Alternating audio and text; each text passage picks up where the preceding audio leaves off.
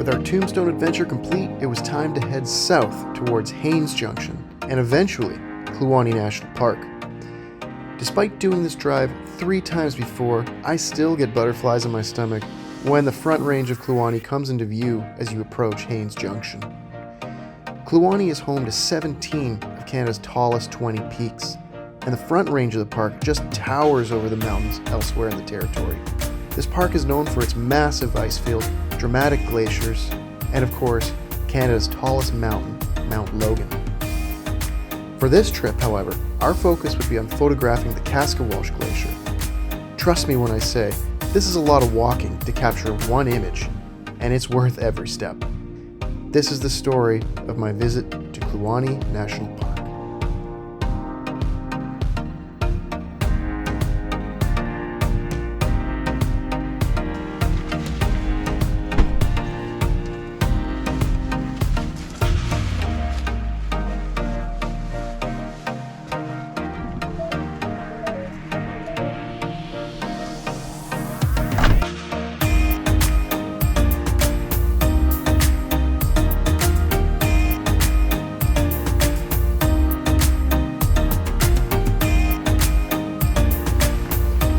Alright, hello from day 13.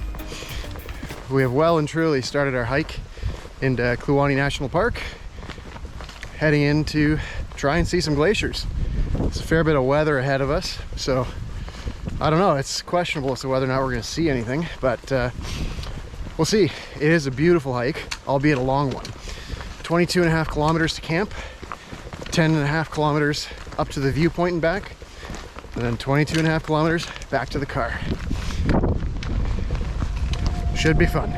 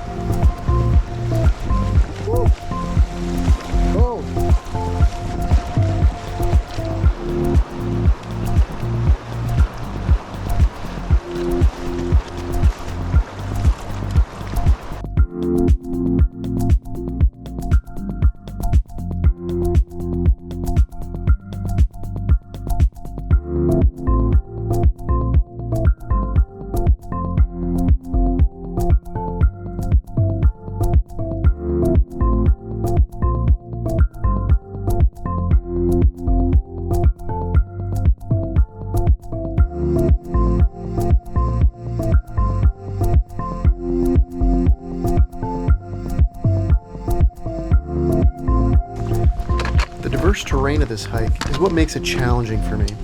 Large sections have no really defined path. You find yourself walking on boulders and awkward rocks often, and there are plenty of boggy areas to keep your boots wet, if you're not careful. This is pretty manageable most of the time, but after almost 23 kilometers of it, this gets pretty hard on my feet. The hike itself travels southward along the Slims Valley and Slims River. Our hike was done along the western side of the valley, which largely avoids the river delta, but does periodically drop down to the water. As we approach the final leg of the hike, the sandy terrain becomes more common, and a path becomes more obvious. In plenty of spots, the path almost seems carved out of hills, maintaining only slight elevation to avoid additional river crossings. As we get closer to camp, I can't help but feel a mix of exhaustion and excitement for what I know is to come from this trip.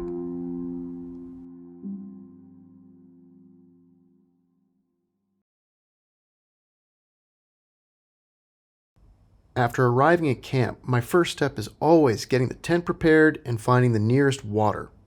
Sometimes, however, Mother Nature doesn't really care about your plans and decides to put on a show while you're not ready. While the lovely light grazing some of the nearby mountain ridges certainly captured our attention, it was the constant dust and wind that created the most interest.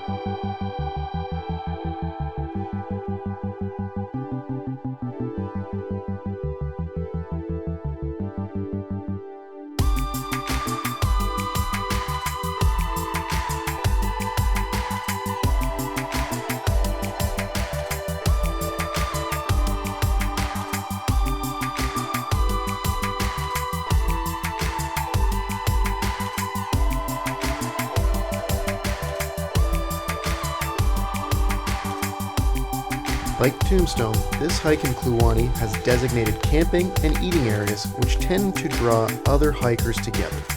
This creates a really interesting dynamic where you tend to meet other people exploring the area at the same time. This is Zach and Megan. They own the Mighty Peace Brewing Company in Fort St. John, and they joined Dean and I for the next 2 days. Welcome to the end of day 13. I had a really good hike today. We've hiked out to Canada Creek in the Slims Valley. We're going to be heading up to the Glacier tomorrow, the Kaskawasha Glacier. There's a pretty incredible panoramic view up there, but it's a long walk to get here and a long walk tomorrow, so we're pretty exhausted. It's only 9 o'clock. We're already in the tent getting ready for bed, but it was a good hike today. 2 creek crossings, a very quick foray through a berry patch, and yeah, some sore feet and sore legs, but otherwise incredible views and some really crazy scenery in here. Also, the dust coming through this valley is just unbelievable. We saw a few dust devils, and there continue to be dust storms, so it's not a great place to be changing lenses, but if you're careful, you can get some pretty interesting photos too. So anyway, altogether, pretty good day, pretty exhausted. Hopefully we'll see you in the morning. Good morning from day 14. We've gotten an early start today, had some quick breakfast, packed up, well, we didn't pack up camp, we left camp as it was, and now we're headed up to Observation Mountain, where we should get a really nice view of the Kaskawasha Glacier. Probably about 3.5 kilometers into the hike now, and it's finally starting to warm up. It was very cold this morning, but we're well on our way. Now, there were supposed to be a few stream crossings, but the water was actually quite low, so we were able to just hop and skip across on our boots rather than changing into the Crocs this time, which I was, you know, a little bit ashamed to admit, but I was kind of looking forward to that. Anyway, this is gonna be a long day. It's a long hike up there, and we got a ways to go. I guess the challenge with this location as well is also that you can't really get up there at the right time to take photos, and so as a result, it's going to be midday, very harsh light. But this hike's a little bit more about the experience than it is about the photo that comes out of it. But one can hope, can't they? So cross your fingers. Hopefully we come back with some good shots, and today's going to be a long day. Stay tuned.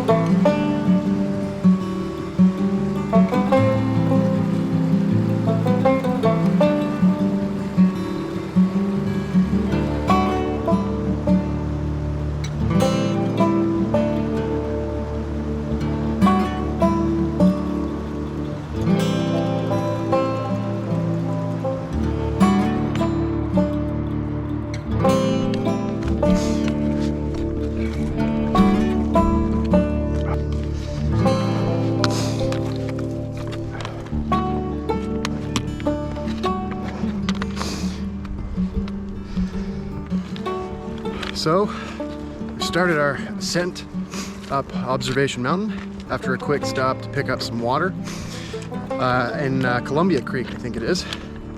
The last segment of this we did was very steep, so I didn't really record too much on the way up.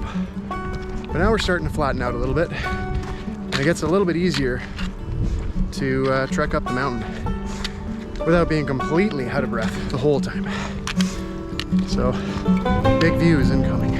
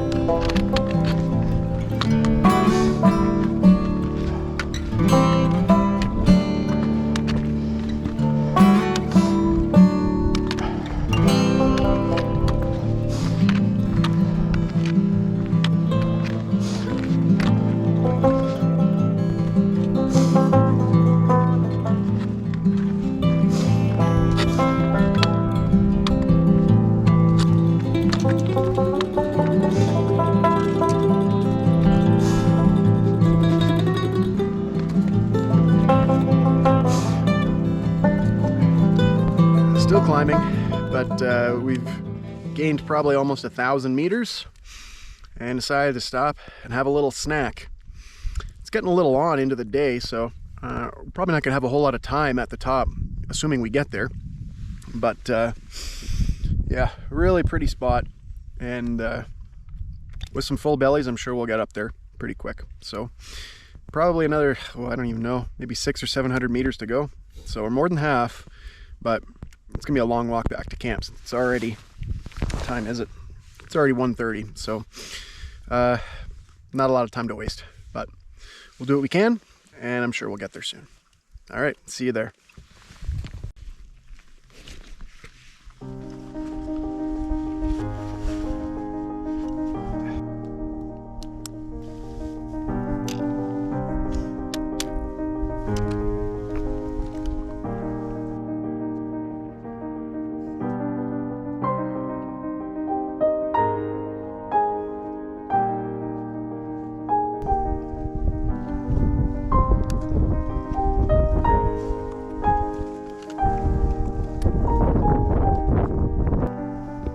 Well, here we are. Didn't quite make it all the way to the summit. We probably could, but it would be we'd probably be getting back to camp after sunset, which is not ideal. So we've taken a little break, got some interesting photos down through the glacier. A little overcast today, but you know what? It might actually turn out all right because the clouds do have a little bit of character in them. But we'll see. We'll see if it turns into anything. Fingers crossed. I'm not really a superstitious person, but I can't help but think that crossing my fingers here worked out in my favor. All of that walking and preparation led to this one opportunity to capture this glacier, and it seems that on this day, luck was on my side. This image ended up being one of my favorites from the whole trip, and it was certainly worth every step to get here.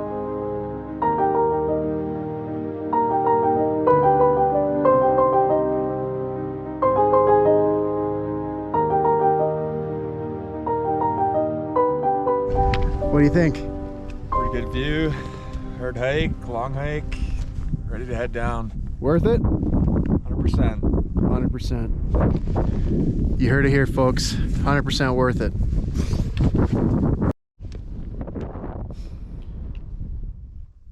Walking away from this view is always bittersweet.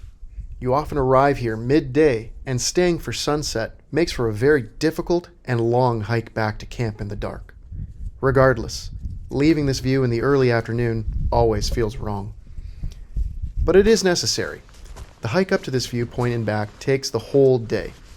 We'd left right after breakfast, and we wouldn't get back to camp until just before sundown, provided that we kept a reasonable pace. The trip up to the viewpoint is much different than the trip back. On the way up, you're filled with excitement and wonder. You know you're about to experience something special. On the way down, however, the exhaustion tends to kick in. My legs get wobbly, my ankles get tired, and the blisters on my feet start to become much more noticeable. Despite the walk back being entirely downhill, it is always the hardest part of this hike by far.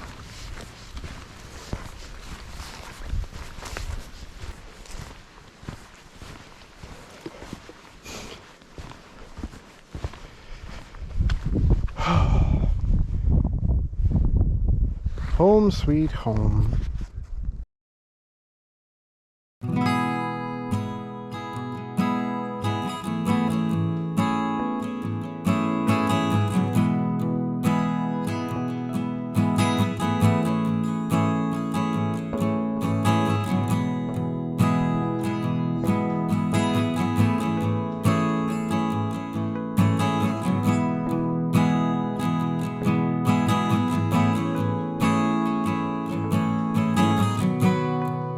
Beyond glaciers, sand, and dust, this valley is also known to be a wildlife corridor. Bears are commonly seen in this area, as is their scat and prints. We were lucky in only seeing the remnants of bears and not having any direct encounters. With so many fresh prints, however, I couldn't help but try to create an image featuring the residents of this incredible place.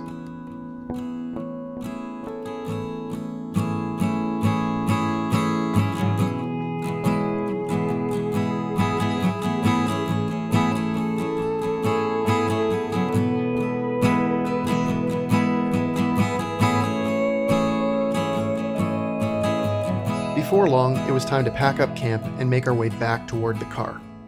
We knew we had a long day of hiking ahead of us, and we wasted little time getting started. We chose to take a slightly different path back to the car than we took to camp. We decided to walk closer to the center of the valley. The Slims Valley is often hiked on its outer edges. Hiking along the western side of the valley makes the hike quite a bit longer than it could be. Hiking directly through the middle of the valley, however, can cut that 22.5 kilometer hike down by quite a bit and can make the terrain much easier on your feet. When the river delta is more dry, the ground can be like walking on light gravel, unlike the more difficult terrain of the main hike, which goes through several bogs and alluvial fans. Hiking through the river delta does, however, come with other challenges and risk. The first issue is the braiding of the river can be very difficult to navigate.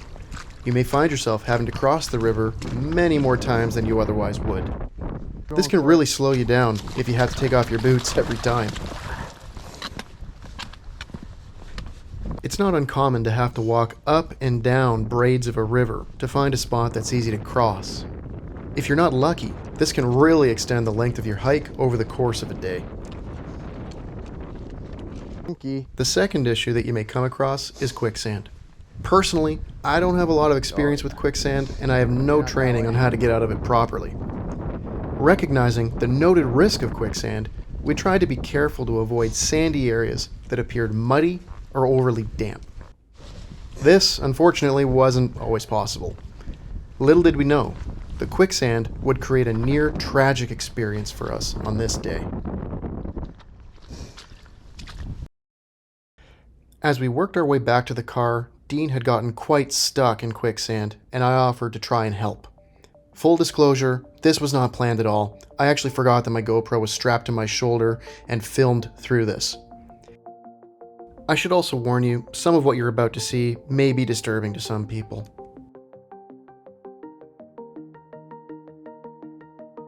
As Dean passed me some of his valuable camera gear, I took one step too far into the sand and became stuck myself. With both of us stuck in the quicksand and out of reach from Zach and Megan, there was little Dean and I could do but try to pull ourselves out. As we learned through this experience, the real issue with quicksand is suction. When a limb gets stuck in quicksand, the mud fills every tiny air pocket it can and holds you still. If you're stuck up to the knee, there is no hope of even wiggling your foot. It takes an incredible amount of energy to free even one limb that's deeply stuck. Part of the challenge in freeing yourself from quicksand is that when both legs are stuck, trying to free one leg often results in driving the other deeper and making the situation worse.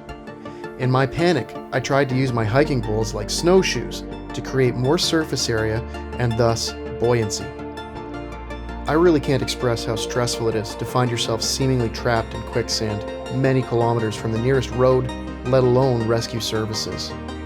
These situations tend to get your blood and adrenaline pumping. When you start to believe you're in genuine danger, your world becomes narrow and unified in its focus on the task at hand.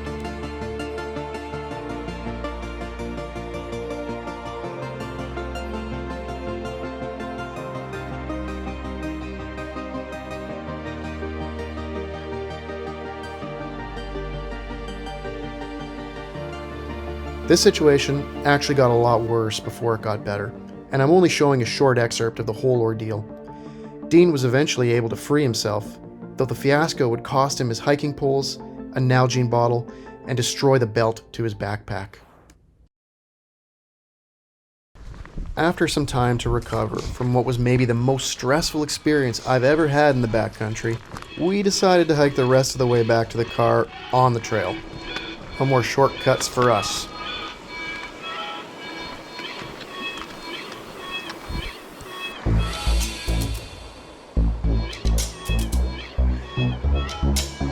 After our quicksand ordeal, the remainder of the hike felt almost surreal. We had had such an incredible experience for the 2 days prior, with numerous images to be proud of, but our experience with the quicksand loomed heavy over us. It almost felt like a dream. The extreme highs and lows left us emotionally drained, while the 66 kilometers of hiking in 3 days had left us physically depleted as well. As the kilometers piled up on the hike out, my feet began to scream in pain as my stomach growled for what it knew was to come. Our hike was nearly over, and with it, our Yukon adventure. But this was certainly a bittersweet way to end the trip. A mix of remembering the good and bad, while being absolutely grateful for the end outcome. Despite the challenges, this was a trip I will certainly remember for the rest of my life. But as always, there was one more order of business to take care of before the trip was officially over. See